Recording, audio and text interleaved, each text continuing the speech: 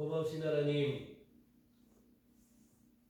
며칠 전에 비가 온 뒤로 날씨가 참 많이 추워졌음에도 불구하고 우리 사랑하는 성도들 주님 품 안에 품어주시고 또 이 귀한 새벽에 나와 하나님의 따뜻한 사랑을 또 경험하며 알게 하시니 너무나 감사합니다.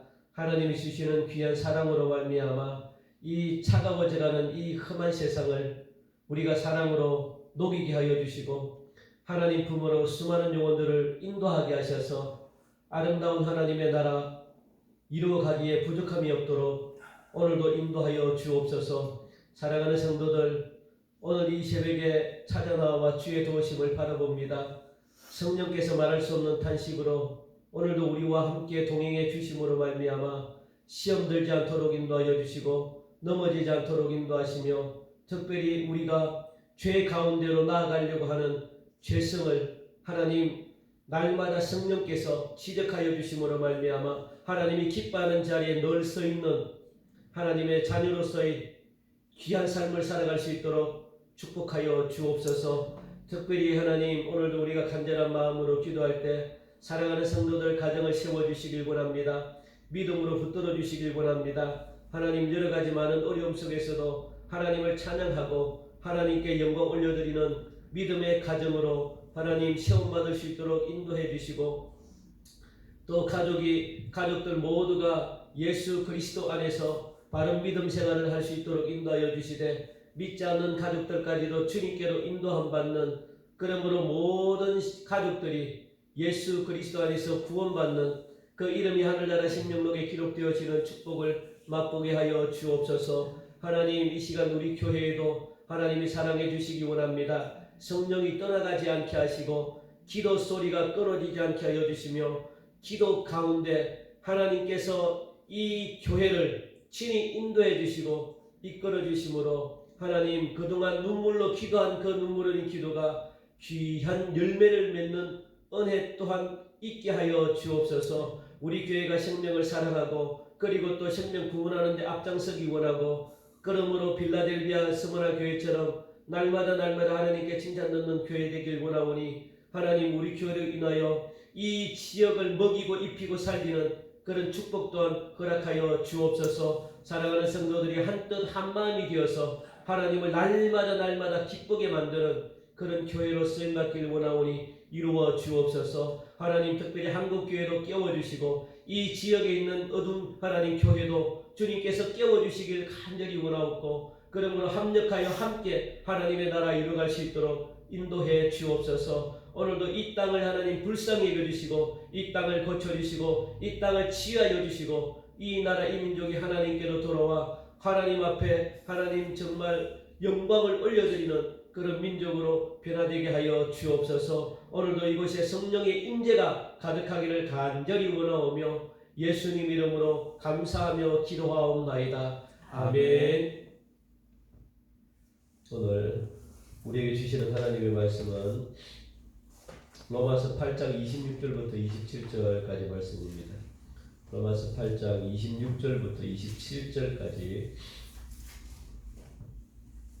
두 절 우리 같이 한 목소리로 읽도록 하겠습니다. 이와 같이 성령도 우리의 연약함을 도우시나니 우리는 마땅히 기도할 바를 알지 못하나 오직 성령이 말할 수 없는 탄식으로 우리를 위하여 친히 간구하시느니라. 마음을 살피시는 이가 성령의 생각을 아시나니 이는 성령이 하나님의 뜻대로 성도를 위하여 간구하심이니라. 아멘. 며칠 동안 비가 오면서 날씨가 많이 추워졌습니다. 특별히 여러분들 건강에 유의하시고 그래서 건강한 몸으로 하나님을 더욱더 찬양하는 귀한 성도님들이 되시기를 간절히 바랍니다. 오늘 본문은요 우리에게 친근함을 줘요. 굉장히 우리에게 친근하다 그럴까 참 좋아요. 오늘 본문이. 왜냐하면 이 연약함 때문에 그렇습니다. 연약함. 우리가 약하다는 것 때문에 생기는 고민들이 너무 많잖아요. 약하기 때문에 참 우리가 약하지 않길 원하고 그리고 약하지 않아서 하나님께로 더 가까이 나가기 원하고 그게 우리의 고민이잖아요. 하나님 우리는 약합니다. 약해서 오는 어떤 그런 괴로움들이 참 많습니다. 고민도 많고요. 그리고 약한 것이 마치 그냥 죄를 지은 것처럼 그렇게 우리가 생각할 때가 참 많습니다. 그런데 오늘 성경에 보니까 이 약함을 우리는 뭐 어떻게 극복하려고 막 하는데 그런데 오늘 본문을 보면은 이런 우리의 연약함을 하나님도 아신다 그렇게 이야기합니다. 하나님도 우리의 연약함을 아신다. 우리가 연약하기 때문에 우리의 힘으로는 안 되는 것들이 너무 많다는 것 하나님이 알고 계시대요. 그러니까 그 약함을 막 우리가 스스로가 막 극복하려고 우리의 노력으로 막 이기려고 할 필요가 없다는 겁니다. 왜냐하면 하나님이 이미 아시는 문제이기 때문에 약해서 넘어지고 약해서 어려움을 겪고 약해서 고민하고 뭐 약해서 일을 그르치고 이런 일이 있을 것이라는 걸 하나님이 아신대요.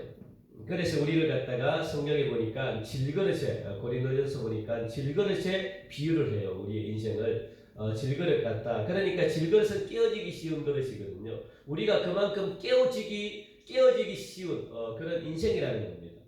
그만큼 약한 존재임을 비유로 표현하고 있는데 인간의 이 연약함은 어디서부터 왔을까?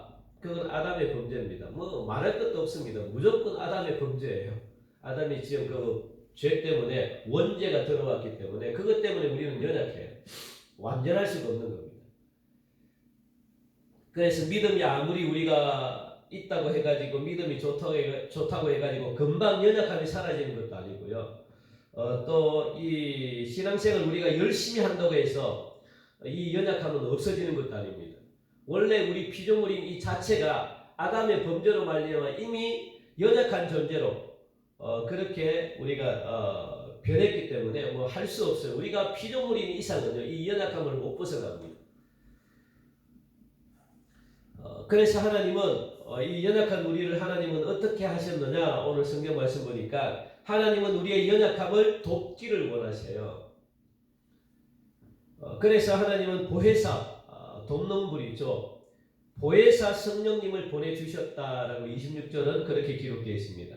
성령도 우리의 연약함을 도우신대요. 그러니까 하나님이 우리를 연약함을 돕기를 원하는데 하나님이 도와주는 방법 중에 하나가 뭐냐면 성령님을 보내주셨대요. 성령님을 보내주셔서 우리를 통해서 도와주길 원하는 거죠. 왜? 약함을 알기 때문에. 그래서 성령도 우리의 연약함을 도우시나니 그러니까 성령님이 하시는 일은 어제 보니까 아버지라 부를 수 있는 그런 은혜를 성령님이 주셨고요. 그리고 또 오늘 보니까 우리의 연약함을 도와주시는 일을 하시는 분이 바로 성령님이심을 우리는 알 수가 있습니다. 그래서 8장 1절부터 오늘 본문까지 쭉 이렇게 보면 성령께서 우리를 어떻게 도와주셨는지를 굉장히 자세하게 설명해 주고 있는 거죠. 다시 한번 더 26절은 어떻게 시작하냐면 이와 같이 성령도라고 그렇게 시작하고 있는 것을 볼 수 있습니다. 이와 같이 성령도라고 시작하는 거죠. 여기서 성령은이나 뭐 이렇게 충분히 다른 말로 표현을 할 수 있는데 잘 안 쓰는 성령도라고 그렇게 표현을 했습니다. 이와 같이 성령도 그렇게 하면서 본문이 시작하는 것을 볼 수가 있습니다. 우리가 성경을 번역할 때 이 신학자들은요 뒤에 있는 이 조사까지도 굉장히 신경 써가지고 하나하나 얼마나 예민하게 다루는지 모릅니다. 단어 뒤에 붙어있는 이 조사가 어떻게 붙느냐에 따라 가지고 의미가 완전히 달라져요. 성령언과 성령도는요 그 의미가 굉장히 달라져요. 그래서 오늘 보니까 성령언과 성령도는 완전히 의미가 다른데 무슨 말이냐면 성령도라고 하는 것은요 갑자기 성령께서 오늘 본문에 처음으로 등장한 게 아니라는 거예요. 성령도 우리가 지금까지 성령님이 역사를 안 하다가 오늘 갑자기 이 본문 가운데 갑자기 기도를 돕기 위해서 성령님이 나타났다 이런 의미가 아니라는 거예요. 그러니까 성령도는 이와 같이 지금까지 쭉 성령님이 하신 일이 있다는 겁니다. 지금까지 우리를 위해서 성령님이 쭉 도와주셨다는 거예요. 그리고 현재 지금도 성령님은 우리를 도와주신다는 거예요. 그 뜻입니다. 그래서 도라는 것은 뭐냐면 지금도 또한 계속 그리고 오라는 뜻이 있죠. 계속 성령님은 일해왔다. 과거에도 일을 해오셨고 지금도 이 현실에도 일을 하시고 그리고 앞으로도 성령님은 우리를 위해서 도와주실 것이다 라는 그런 뜻입니다. 우리의 성령님은 우리의 연약함을 돕기 위해 가지고 우리와 함께 계시는 하나님의 영이 바로 성령님이신데, 그래서 성령님을 다른 말로 보혜사라고 그렇게 말합니다. 보혜사, 도우시는 분이라는 뜻입니다. 여기서 돕는다는 뜻은요, 함께 감당한다는 거예요. 함께 감당한다는 뜻이 있습니다. 담당하고 감당한다. 제가 무거운 물건을 이렇게 막 치고 막 그냥 끙끙거리면서 가요. 그러면 누군가가 와가지고 제 물건을 갖다가 무거운 물건을 함께 받쳐준다는가, 함께 들어준다는 뜻이 있습니다. 그게 오늘 보니까 보혜사 성령님이 하시는 일입니다. 그 돕는다는, 감당한다는 거예요. 긴 통나무를 갖다가 장로님이 들고 가신다 생각. 그러면 누군가가 여러분들 뭐 성도님들 중 한 분이 저 뒤에 이 통나무 뒤를 잡고 이렇게 함께 힘이 돼 가지고 들고 간다는 거예요. 그게 바로 돕는다는 그런 뜻이 있습니다. 성령님이 바로 그런 일을 한다는 거예요. 여러분들이 지금 혼자 끙끙 무거운 짐을 갖다가 막 들고 가고 있는데 성령님은 그냥 손 놓고 가시는 분이 아니고 뒤에 가가지고 무거운 짐을 갖다가 이렇게 받쳐준다는 거예요. 그러면 한결 쉽잖아요. 그 일을 성령님이 지금 하고 계시다고 그렇게 말씀하고 있습니다. 그래서 26절을 다시 보면 성령이 우리의 연약함을 돕는다고 하셨기 때문에 내가 연약하다고 해가지고 탄식하거나 고민하거나 좌절할 필요가 없다는 겁니다. 두려워할 필요가 없는 거죠. 슬퍼하거나 힘들어할 필요가 없는 거죠. 오히려 우리의 연약함이 좋습니다. 오히려 여러분들이 연약하다는 게 좋습니다. 우리와 함께 성령님이 하는 계기가 되기 때문에 엄청난 축복이 아닐 수가 없죠. 반대로 우리가 연약하지 않으면 성령님이 계실 필요가 없습니다. 그러니까 우리가 연약한 것이 좋을까요? 아니면 연약하지 않는 것이 좋을까요? 연약하는 것이 좋죠. 이왕이면 연약 안 하는 게 좋지만 연약할 때 성령님이 우리를 도우신대요. 오셔가지고. 그런데 나는 연약하지 않습니다 라고 이렇게 버티고 있는 사람들은요, 성령의 도우심을 받을 수가 없다는 거죠. 이제부터 여러분들 그러니까 제발 여러분들이 약함 때문에, 내가 연약함 때문에 불평하거나 불만하거나 근심하거나 원망하지 마시기 바랍니다. 그렇다면 우리의 연약함이 무엇인지 26절 계속해서 나오고 있습니다. 26절 보니까 성령도 우리의 연약함을 도우시나니 무엇을 돕는데요? 우리는 마땅히 기도할 바를 알지 못한데, 이게 우리의 연약함입니다. 우리는 자꾸만 기도하고 싶은데 우리가 무엇을 기도해야 될지 알 바를 모르겠대요. 무슨 기도를 해야 될지 모르고 또 어떤 기도를 해야 될지는 모르겠대요. 그러니까 성령께서 우리의 기도를 도우신대요. 우리가 무엇을 해야 될지 모르니까 그것을 도우신대요. 하나님은 우리가 마땅히 기도해야 된다라고 그렇게 말씀하시죠. 그런데 중요한 것은 우리가 기도하기를 성령님이 도우시길 원하는데 무슨 기도를 해야 될지 할 만을 가르쳐 주길 원하시는데, 중요한 단서는 하나는 뭐냐면 우리가 기도를 해야 된다는 거예요. 기도를 해야만 성령님이 그 기도를 도우실 수 있는 거죠. 우리가 기도하지 않으면 성령님은 기도를 도우실 수가 없대요. 그래서 우리에게 기도는요, 해도 되고 안 해도 되는 어떤 선택 문제가 아니라는 겁니다. 뭡니까? 기도는 반드시 해야 된다는 그런 의무입니다. 의무. 마땅히 해야 될 일이라고 그렇게 오늘 본문은 우리에게 말씀하고 있습니다. 마땅히 기도할 바를. 그러니까 우리는 마땅히라는 것은 뭐냐? 의무라는 거예요. 당연히 해야 된다는 거예요. 누가? 하나님의 자녀라면, 성도라면 마땅히 기도를 해야 된다. 기도를 하지 않는데 성령님은 우리를 도울 수가 없대요. 기도하는 자에 한해서 성령님은 도우시는 거죠. 그런데 기도라는 것은요, 우리가 하고 싶다고 해가지고 우리 마음대로 안 되잖아요. 그래서 우리가 화가 나고 기도하고 싶어도 막 기도하기도 싫고 막 그렇잖아요. 기도가 안 나오는데.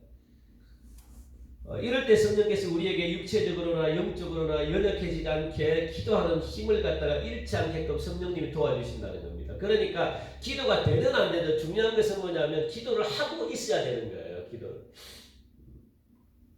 기도를 하다 보면 성령께서 우리가 연약하기 때문에 무슨 기도를 해야 될지 모르기 때문에 오셔가지고 그 기도해야 될 제목도 주시고 무슨 기도를 해야 될지 알게 하시고 또 깨닫게 하시고 또 잘못된 기도는 너 잘못돼서 이렇게 성령님이 수정도 하시고 그래서 바른 기도를 할 수 있게끔 그렇게 성령님은 우리를 도와주신다고 말씀한 것입니다.